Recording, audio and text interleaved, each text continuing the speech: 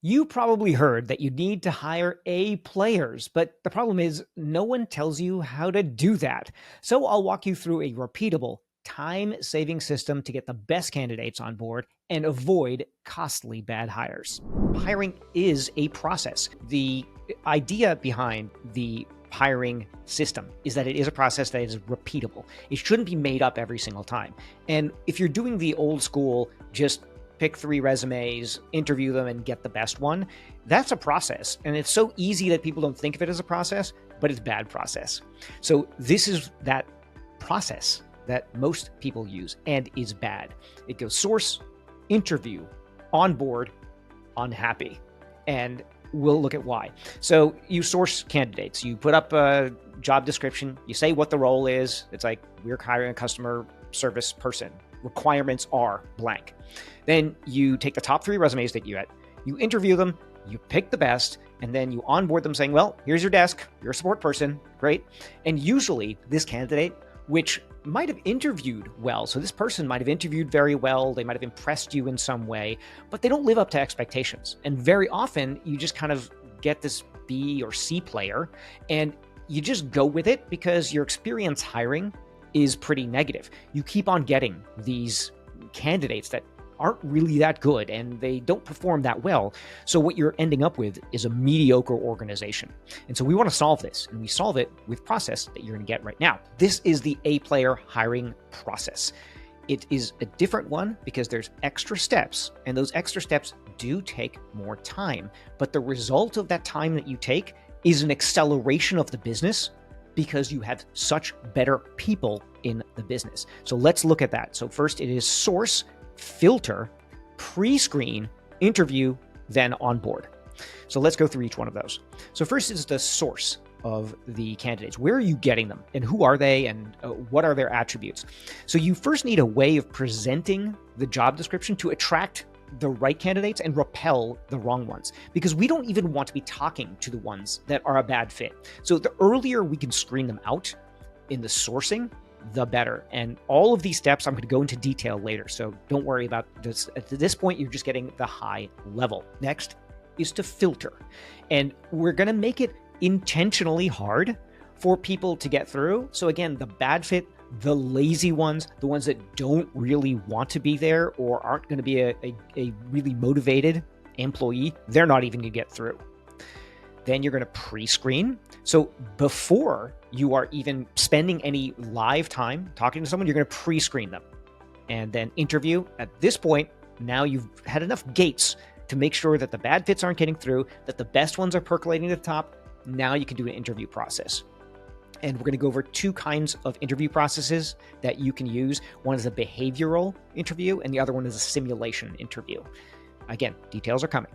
And then the next is onboard. The first 90 days that someone is with you is still part of the interview process. And this is a mindset shift, but I'm going to show you exactly how to do that. So stay tuned and make sure that you stay till the end here because the onboarding piece is huge. So first, step 0. And I don't call this step 1. I call this step 0. And I call it step 0 for a reason. And that reason is this should be done before any of the other steps even have been thought about. The first thing is know what success is. Okay. So you need to slow down because so often we get in a hiring mode where I need someone now, and then you just take any warm body. And if you just take a beat and define some things first, you're going to get a far better result. So instead of going to crisis mode, it's like we need somebody yesterday, which is very often what happens, then that starts you off on the wrong foot. You're feeling like you're the one who has to accept the candidate, or rather you have to accept whatever candidate is put to you. That is the way to do it on your heels. That is the way where you won't be really in charge or in control of whether you're getting good people. So most people don't spend enough time deciding what success looks like in the role.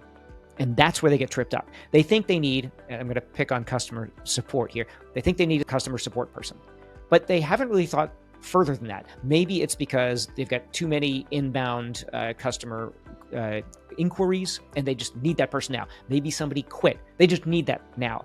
And they haven't really thought about, well, what does success look like for this role? And that is the fundamental piece. Because if you don't do that, you're going to get bad fit candidates. You're going to get someone who just has a resume that kind of looks like what the last person was doing or what you think you need, but that doesn't tie to success in the company. So now you're never going to make that mistake again, and we're going to talk about how. And the how is using a position scorecard. And these come in various flavors, and I'm going to give you one here. But you use a position scorecard to get real clarity on what the position is and what success looks like. And you're going to use that to make the job post, to develop interview questions, and evaluate them once they've been hired. So this is really important because before, in the old method of hiring, you'd say, I need a person who has this experience or fit these requirements. But that's not really what you want. You don't want the person who just fits those requirements. You want a person to fill a role that has a function in the business. And that function has success criteria. So when you use a scorecard, and you start with that, what does success look like for this person, this role that's going to be in the business? What does that look like? So this is the position scorecard. So here's an example of it. There's a downloadable template below so that you can have this yourself. Take a look at the screen, and then we're going to look at some of the things on there. So on the position scorecard, there'll be the name of the person when they're hired, what's the position, who they're reporting to, and the purpose of the job. And those are all just really basic things. But here's the interesting thing. We now have section 2, which is desired results. Objective measurements of success. So how do you know if this person is being successful in this role? So this role, let's say again, customer support, there are certain things that this person has to do to be successful. Maybe they have to answer a certain number of tickets per hour. Maybe they have to have a customer satisfaction rate of above X%. There could be a bunch of other things. Maybe they have to escalate certain tickets within a certain amount of time. Whatever those things are that are measurable, and you want to make as much measurable as possible, then what are they? Because once you know that, now you know how to measure the success of this person and what to hire for. Because you might end up looking for not the right resume, but somebody has certain communication skills, etc. So this is going to vary by role. And as you can see here, we've got these levels of super green, yellow, and red. And the way that that works is that you will put in numbers. So let's say it is minutes to respond to a ticket. And super green is under 1 minute. In other words, they are rocking it at responding to every ticket under 1 minute. Green is 1 to 2 minutes. Yellow is 2 to 5 minutes. And red is anything more than 5 minutes. Again, I'm just picking numbers here. So now you've said that in this role, you've got a stoplight. And stoplight means you really want someone to be in the green and, the green zone, but they might be super green if they're awesome. But if they're in the yellow zone, well, that's not quite success in the role. So when you do this with all of the aspects that are measurables in the role, you now have a scorecard. And you can see that there's a column there that's called rating. And that rating column is when you're doing a review of this person, you can put in their rating. Are they super green, yellow, red? You can also use a scale, sometimes 1 through 5 scale on where they are in this.